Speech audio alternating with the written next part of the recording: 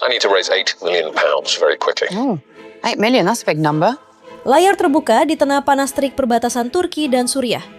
Debu beterbangan menyelimuti pos pemeriksaan militer yang dijaga ketat. Disinilah kita bertemu dengan Edward Eddie Halstead Horniman. Dia bukan tentara sembarangan. Dia adalah kapten pasukan perdamaian PBB. Seorang pria yang terbiasa dengan disiplin, struktur, dan bahaya yang terukur. Eddie sedang melakukan rutinitasnya, memeriksa dokumen, ketika sebuah mobil sedan hitam mewah itu berhenti tepat di depan barikade. Kaca jendela turun perlahan, memperlihatkan wajah cemas seorang pria berjas rapi. Itu adalah Ahmed, notaris kepercayaan keluarga Halstead. Ahmed tidak membawa kabar baik. Dengan suara bergetar, dia menyampaikan pesan mendesak. Ayah Eddie, Archibald Halstead, Duke of Halstead, sedang sekarat. Ini bukan sekedar sakit tua biasa. Ini adalah detik-detik terakhir. Ahmed telah menarik semua benang koneksi, bahkan berbicara langsung dengan Komandan Eddie untuk memastikan sang kapten bisa pulang ke Inggris saat itu juga. Tanpa membuang waktu, Eddie menyerahkan posnya kepada wakilnya dan masuk ke dalam sedan hitam itu. Dia meninggalkan brigade tersebut tanpa menyadari bahwa dia sedang menuju medan perang yang jauh lebih brutal.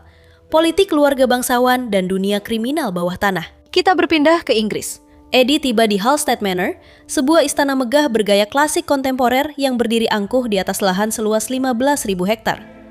Di pintu depan, Eddie disambut oleh kakaknya, Freddie Halstead. Freddie adalah kebalikan total dari Eddie.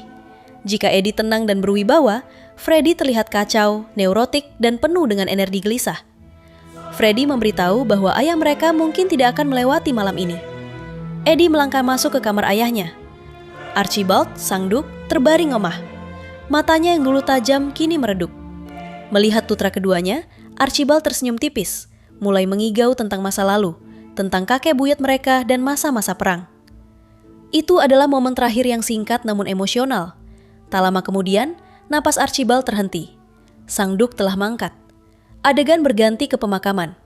Hujan deras mengguyur bumi, seolah alam turut berduka, atau mungkin memberi peringatan akan badai yang akan datang.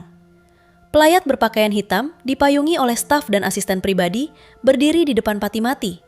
Wajah-wajah muram terlihat di mana-mana, tapi di balik kesedihan itu, ada ketegangan yang nyata mengenai satu hal, harta warisan.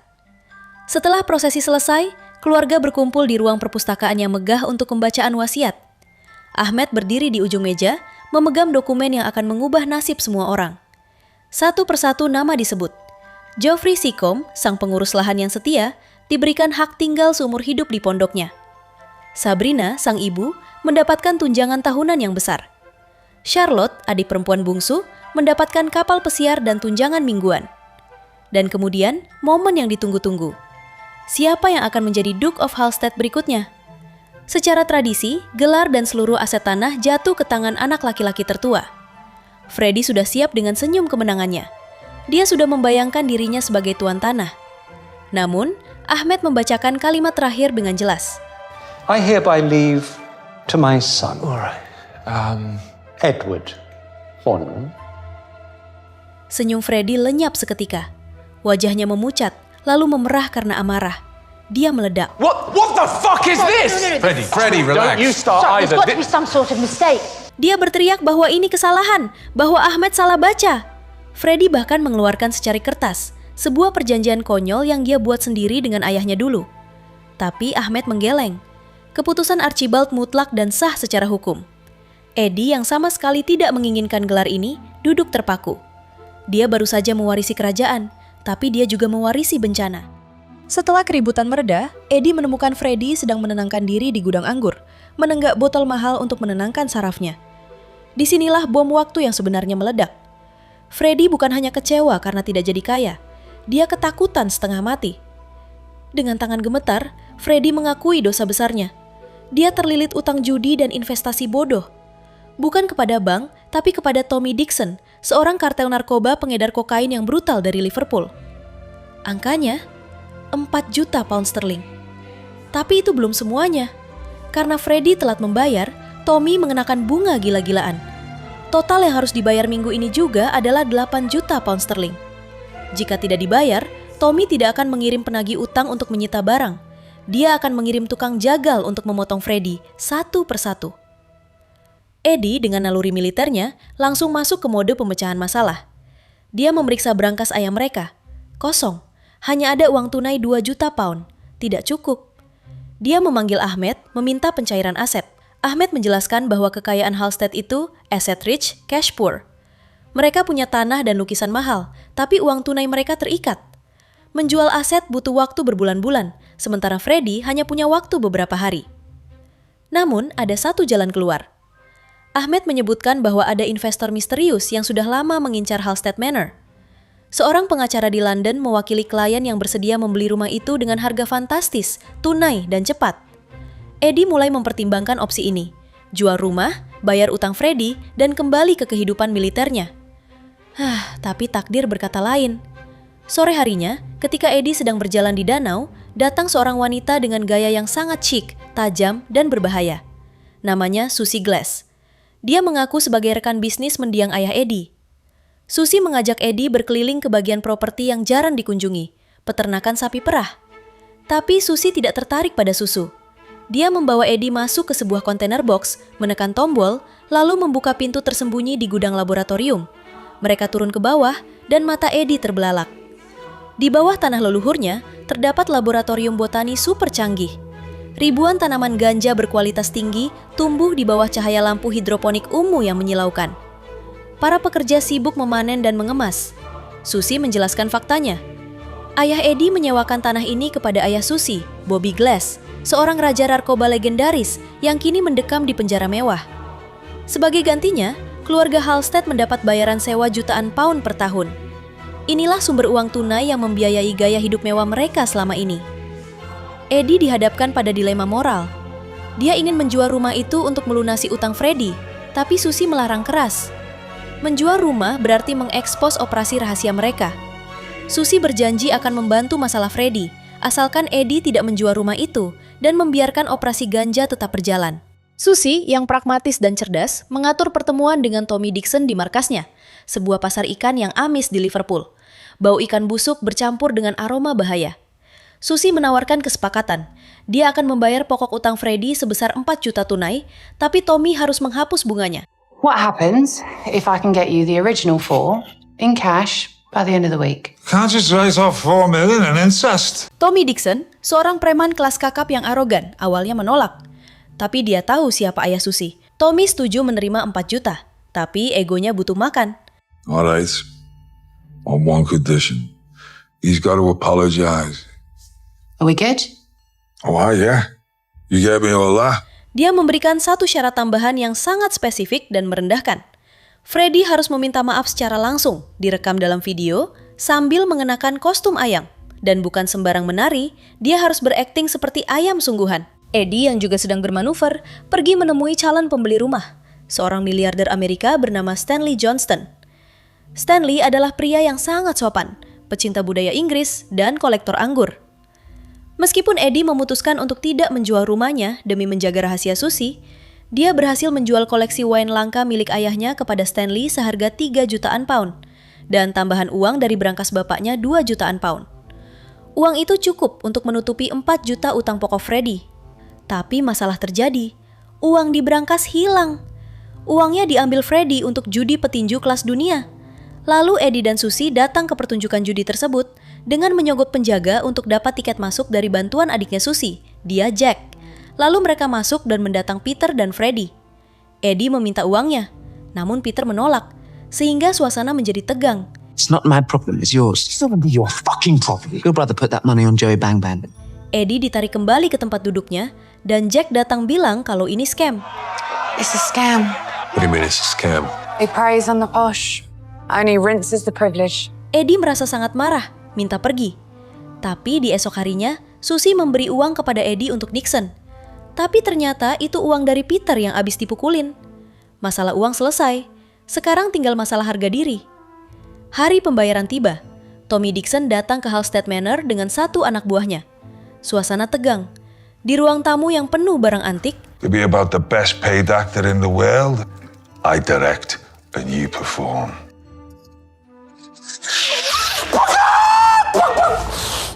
Freddy keluar mengenakan kostum ayam berbulu kuning norak. Itu adalah pemandangan yang menyedihkan. Stres terlihat di wajah Freddy. Lalu Tommy menyuruhnya memperagakan menari seperti ayam sebelum direkam. Tommy duduk di sofa kulit, menyuruh Freddy berkokok, mematuk lantai, dan merangkak di bawah kakinya dengan nada marah. Eddie dan Susie menonton dengan rahang mengeras.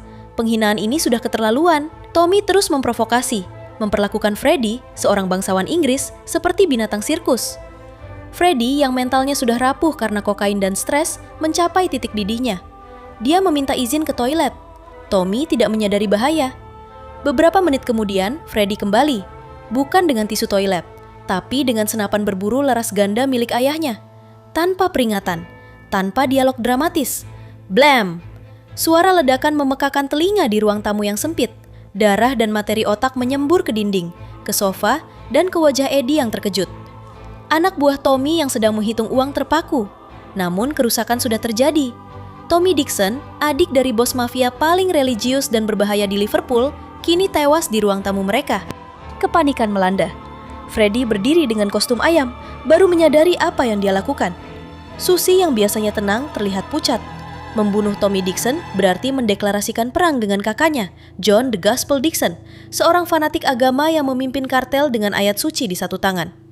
Mereka punya satu masalah lagi, Jethro, anak buah Tommy yang tadi menghitung uang. Di tengah kekacauan, Jethro melarikan diri dan berlari ke dalam hutan perkebunan Halstead yang luas.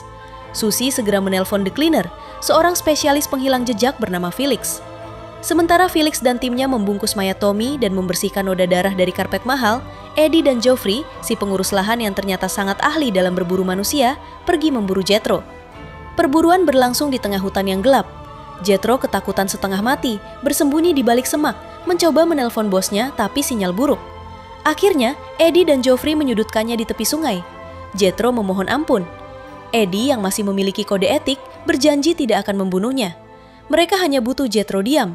Tetapi Freddy menyarankan solusi praktis, bunuh Jethro. Tidak ada saksi, tidak ada masalah. Tapi Eddie menolak. Dia menyusun rencana lain yang berisiko tinggi. Mereka memaksa Jethro menyerahkan ponselnya. Eddie menggunakan ponsel itu untuk mengirim pesan palsu kepada The Gospel, seolah-olah Jethro kabur membawa uang itu ke Eropa. Untuk meyakinkan The Gospel, mereka merekam mayat Tommy yang sudah dibersihkan sedikit di dalam mobil, lalu menenggelamkan mobil itu atau menghilangkannya dengan cara yang seolah-olah mereka pergi jauh. Jethro diberi paspor baru, uang saku, dan tiket satu arah ke Australia. Dia diantar ke pelabuhan oleh Eddie dan Susie dengan ancaman keras. Kembali ke Inggris dan kau mati. Keesokan harinya, John the Gospel Dixon datang. Dia tidak datang sendiri. Dia membawa pria-pria berwajah keras. John adalah pria yang menakutkan. Dia berbicara dengan nada lembut, mengutip ayat Alkitab, tapi matanya memancarkan kekejaman murni. Eddie menyambutnya dengan tenang. Dia memainkan perannya dengan sempurna. Tommy datang, mengambil uangnya, mempermalukan kakakku, lalu pergi. Kami tidak tahu apa-apa lagi, kata Eddie. John tidak sepenuhnya percaya, tapi dia tidak punya bukti. Dia pergi dengan janji tersirat. Jika dia menemukan kebohongan, neraka akan turun ke Halstead Manor. Sementara itu, Stanley Johnston tidak menyerah. Dia mengundang Eddie ke pesta gala yang mewah. Di sana, Stanley mengungkapkan kartu asnya. Dia tahu tentang bisnis ganja Susie. Ternyata, Stanley bukan sekedar kolektor wine. Dia adalah raja metamfetamin, sabu-sabu, yang menguasai pasar Amerika. Dia ingin berekspansi ke Inggris, dan dia ingin infrastruktur distribusi milik keluarga Glass. Stanley menawarkan aliansi kepada Eddie. Singkirkan Susie Glass, bekerja sama denganku, dan kau akan bebas dari semua kekacauan ini. Eddie bimbang. Di satu sisi, Susie dan ayahnya adalah kriminal yang telah menyeret keluarganya ke dalam lumpur. Di sisi lain, Stanley terasa lebih manipulatif dan berbahaya. Masalah baru muncul. Salah satu pengiriman ganja Susie dicuri di jalan. Sopirnya, Jimmy, seorang pemuda yang polos dan mudah ditipu, terpesona oleh seorang wanita cantik bernama Gabriela di sebuah kedai makan. Gabriela menghipnotis garis miring membius Jimmy, dan saat dia sadar, truk berisi ganja senilai jutaan pound sudah lenyap. Susie harus mengganti kerugian itu kepada pembelinya, seorang gangster bernama Tony Blair, bukan mantan PM Inggris tentu saja. Tony menuntut kompensasi unik. Dia menginginkan sebuah mobil Lamborghini Huracan langka yang sedang diservis di bengkel ilegal milik Mercy, seorang wanita penguasa bengkel chop shop, tempat mempreteli mobil curian. Eddie yang semakin terjerumus ke dunia kriminal, setuju memimpin operasi pencurian ini. Rencananya rumit. Freddy dan istrinya akan menjadi pengalih perhatian, berpura-pura menjadi pelanggan rewel yang ingin membeli mobil. Sementara Mercy sibuk meladeni mereka, Eddie menyusup ke kantor belakang untuk mencari kunci Lamborghini. Adegan ini penuh ketegangan mikro. Jantungnya berpacu. Dia menemukan kotak kunci, tapi ada ratusan kunci di sana. Dia harus mencocokkan kode FREIN. Di luar, Freddy mulai kehabisan bahan pembicaraan. Keringat dingin mengucur di dahinya. Eddie akhirnya menemukan kuncinya. Tapi saat dia hendak keluar, dia melihat sesuatu yang mengerikan di atas meja kerja Mercy. Sebuah berisi jari manusia yang baru dipotong. Ini konfirmasi bahwa Mercy bukan sekedar mekanik, dia monster. Malam harinya, Eddie menyelinap kembali untuk mengambil mobil itu. Dia berhasil masuk ke dalam Lamborghini, dia mendengar suara rintihan dari bagasi mobil lain. Naluri pahlawannya muncul. Dia memeriksa dan menemukan Sandra, pemilik asli jari yang dipotong tadi. Eddie tidak bisa membiarkannya. Dia menyeret Sandra itu masuk ke Lamborghini dan kabur, menabrak pintu garasi besi hingga jebol. Aksi kejar-kejaran terjadi, tapi Eddie berhasil lolos. Namun ironisnya, Sandra yang dia selamatkan ternyata panik. Take what back? Open up the trunk, I show you. 150 kilos of super premium uncut cocaine in the whole car. You should walk away, man. Lari ke jalan raya dan tertabrak bus, tewas seketika. Usaha penyelamatan yang sia-sia, tapi setidaknya mobil itu aman. Plot semakin menebal. Eddie ingin keluar dari bisnis ganja ini. Dia membuat kesepakatan dengan Bobby Glass, jika Eddie bisa menemukan lokasi baru untuk memindahkan operasi ganja dari tanah Halstead, Bobby akan membiarkan Eddie pergi. Eddie dan ibunya menemukan target potensial, keluarga Bassington, bangsawan lain yang juga asset rich, cash poor. Pewarisnya Max Bassington bersedia menyewakan tanahnya, tapi dengan satu syarat. Eddie harus mengambil kembali sebuah dokumen rahasia yang digunakan seseorang untuk memeras Max. Eddie setuju. Dia melacak si pemeras, seorang pria licik bernama Frank. Setelah konfrontasi fisik di sebuah restoran Cina yang berantakan, Eddie mendapatkan dokumen itu. Tapi saat dia menyerahkannya ke Max, terungkaplah isi dokumen itu. Max bukan diperas karena skandal seks atau uang. Max adalah seorang neo-Nazi fanatik. Dokumen itu berisi bukti obsesinya. Max membawa Eddie dan Susie ke ruang rahasianya. Ruangan itu penuh dengan memorabilia Nazi.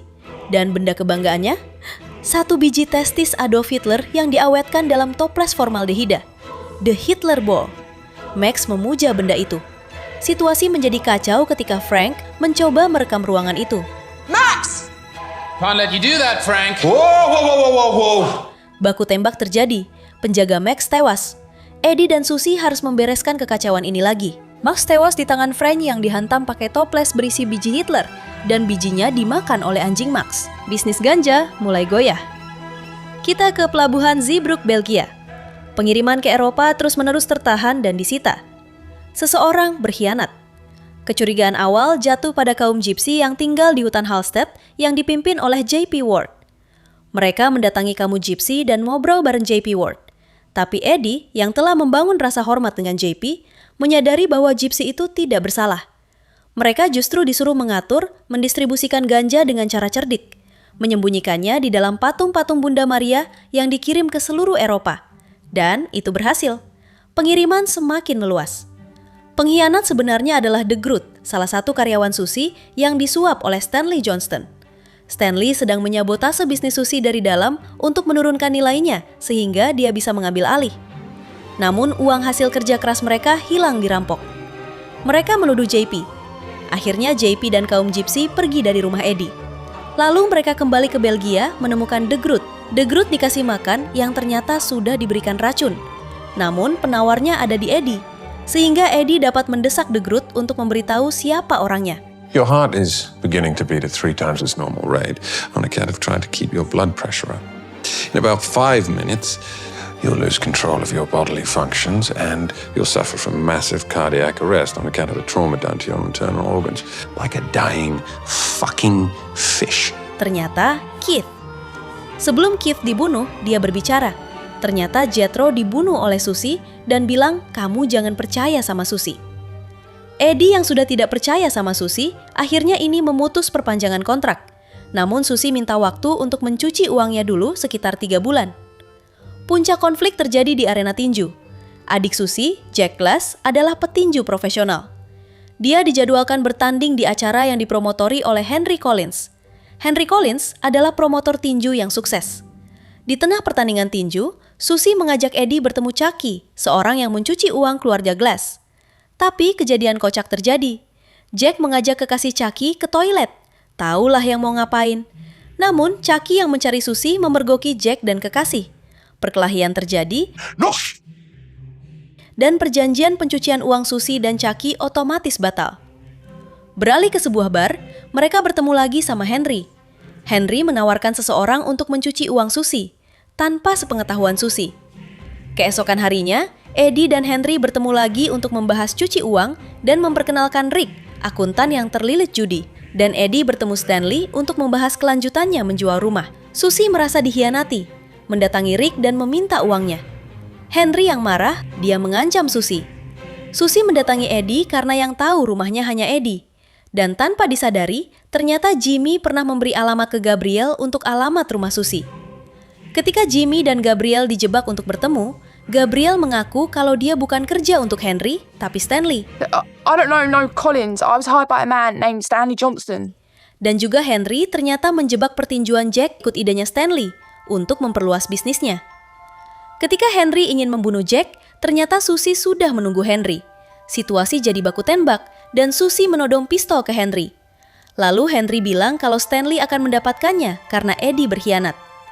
Dalam kemarahannya, Susie menelpon The Gospel. Kau ingin tahu siapa yang membunuh adikmu, Tommy? Itu Freddie Halstep, dan Eddie melindunginya. Eddie sedang di rumah, mencoba menenangkan Freddie yang panik ketika Geoffrey melihat konvoi The Gospel datang kembali. Kali ini bukan untuk bicara, mereka datang untuk perang. 5 mobil penuh pria bersenjata berat mengepung rumah. Namun di detik-detik terakhir, ayah Susie, Bobby Glass, menelpon dari penjara. Bobby tahu permainan sebenarnya. Bobby memerintahkan Susie untuk membatalkan serangan The Gospel. Baku tembak hampir terjadi. The Gospel sudah siap menarik pelatuk. Tiba-tiba, telepon The Gospel berbunyi. Itu Bobby Glass. Bobby menawarkan kesepakatan yang tidak bisa ditolak The Gospel. Kompensasi finansial yang sangat besar dan wilayah kekuasaan baru asalkan dia mundur sekarang. The Gospel yang meskipun fanatik tapi juga pebisnis menghitung untung rugi. Dia menurunkan senjatanya, berbalik dan pergi membawa pasukannya. Nyawa Freddie selamat, tapi perang belum berakhir. Bobby Glass memanggil Eddie dan Susie ke penjara. Dia lelah dengan kekacauan ini. Dia memutuskan untuk menjual seluruh kerajaan bisnis ganjanya. Dia membuka lelang tertutup. Siapapun yang menawar tertinggi akan mendapatkan semuanya, laboratorium, jaringan distribusi, dan daftar klien. Penawaran harus dikirim melalui merpati pos, karena Bobby tidak percaya elektronik. Calon pembeli berdatangan. 1. Stanley Johnston, Raja Matt yang licik. 2. Mercy, Ratu Bengkel Mobil dan Pedagang Manusia. 3. Sticky Pete, rekan bisnis lain. Eddie dan Susie tampak sibuk memfasilitasi para penawar ini. Tapi Eddie memiliki rencana lain. Dia tidak ingin menjual. Dia telah merasakan adrenalin dunia ini. Dia telah melihat betapa efektifnya dia dalam memimpin operasi paramiliter kriminal ini. Darah bangsawannya bercampur dengan naluri predator. Eddie memutuskan untuk membeli bisnis itu sendiri. Tapi dia tidak punya uang ratusan juta pound. Jadi, dia menggunakan strategi divide and conquer, pecah belah dan taklukan. Langkah 1, Stanley Johnston. Eddie menemukan buku besar pajak rahasia milik Henry Collins yang mencuci uang Stanley. Eddie menyerahkan bukti penggelapan pajak itu ke otoritas pajak Inggris. Di hari penawaran, Stanley ditangkap polisi dan dijebloskan ke penjara yang sama dengan Bobby Glass. Tawaran Stanley hangus. Langkah 2, Mercy dan Pete. Eddie memanipulasi Mercy dengan mengatakan bahwa Pete memenangkan tender. Mercy yang temperamental mendatangi Pete dan membunuhnya dengan parang. Kemudian, Eddie menyewa Henry Collins yang sekarang ketakutan dan bekerja untuk Eddie demi nyawanya untuk membunuh Mercy. Dalam satu gerakan, 2 pesaing tewas. Langkah 3, Henry Collins. Setelah Henry melakukan pekerjaan kotornya, Eddie membawanya ke hutan. Henry memohon ampun, berpikir dia sudah berguna. Tapi Eddie tidak lupa apa yang Henry lakukan pada Jack Glass. Eddie menyerahkan pistol kepada Susie, tapi Susie menggeleng, membiarkan Eddie yang melakukannya. Dor, Henry Collins dieksekusi, utang darah lunas. Eddie dan Susie menghadap Bobby Glass di kantin penjara. Mereka menyodorkan tawaran mereka. Angkanya jauh di bawah tawaran Stanley, tapi Eddie memberikan argumen pamungkas. Kau bisa menjual ke Stanley dan pensiun, atau kau bisa bermitra dengan kami. Kami muda, kami lapar, dan kami baru saja menyingkirkan semua sainganmu tanpa kau perlu mengangkat jari. Bobby tersenyum. Dia melihat api di mata Eddie. Dia melihat transformasi dari seorang tentara yang kaku menjadi seorang kapok kriminal yang brilian. Bobby setuju. Dan di penjara mewah, kita melihat Bobby Glass sedang menikmati makan siang yang lezat.